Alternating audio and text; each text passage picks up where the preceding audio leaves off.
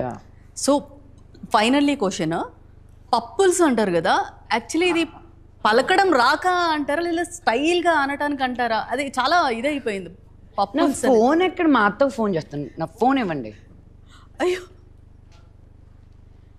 ఆవిడ చేత వినిపిస్తాను నేను. పప్పుల్స్ అది ఇప్పుడు మా నెల్లూరు అత్త మాట్లాడుతుంది చూడు. సో మంచు లక్ష్మి గారు వాళ్ళ అత్తగారికి కాల్ చేస్తున్నారండి, మనం స్వయంగా ఇగో చూద్దాం. కౌసల్య అత్త, కౌసల్య అత్త.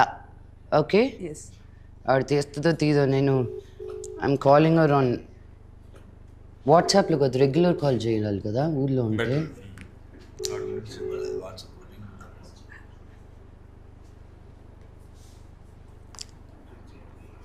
మా అత్తనే వేసుకోండి, నన్ను కాదు. ఇప్పుడు ఓకే ఈ డన్, నంబర్ ఇది మేము యాక్సెప్ట్ చేసామండి. ఇది మేము యాక్సెప్ట్ చేసాము. ఫోన్ తీసింది. అత్త అయ్యా అమ్మా, ఎట్టుండవు? బాగున్నామ్మా. నువ్వు ఎట్టుండవు తల్లి? బాగున్నాను అత్త.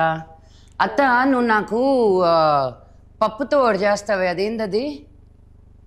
మామిడికాయ పప్ప. అదేమంటావు నేను చెప్పా? మామిడికాయ పప్పు.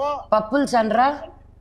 ఆ పప్పులు అది వేరు, పచ్చిమిరపకాయలు వేసి పప్పు తొడకనిచ్చి ఒక్క నలుసా పచ్చిమిరపకాయలు, టమాటా, ఎర్రగడ్డ తరిగేసి ఆమె ఉడకనిచ్చి ఒక్క నెల చింతపండు కొంచెం బితంగేసి ఎనిపి తిరగబోసుకోవాలి పప్పులు అయితే.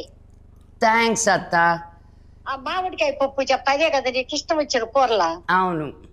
ఆ మామిడి పప్పు ఒక్క తొడకనిచ్చి మామిడికాయ సన్నగా పొక్కు తీసేసి కరిగి ఎర్రగడ్డ మామిడికాయ తిరగబాతలేసి దాంట్లో వేసి ఉడకనిస్తే కొంచెం ధనియాల పొడి, మిరప్పొడి, పసుపు వేసి. పప్పులో ధనియాల పొడి వేస్తారా ఎప్పటి నుంచే? చిన్నప్పటి నుంచి. దాంట్లో తీగూర మామిడికాయ వేసి అవును దాంట్లో ఒక్క నలుసు వేసినామంటే వేసినామని. అలాగే. మళ్ళీ ఎంత గుర్తుకొచ్చాను నేను నీకు ఇప్పుడు. అయ్యో చెప్తాలే, ఇప్పుడు టీవీ ముందు ఉన్నాను, మళ్ళీ చేస్తాను పెట్టి. మళ్ళా చెయ్యి. మొత్తానికి క్లియర్ అయిపోయింది. అనేది ఒకటి ఉంది. దానికి రెసిపీ కూడా విన్నాను, మీరు ఇంట్లో చేసుకుని ఎంజాయ్ చేయండి. శుభ్రంగా చెప్పారు, నీట్ గా నీట్ గా చెప్పారు. నేను అందుకే మైక్ దగ్గర కూడా తీసుకెళ్ళాను.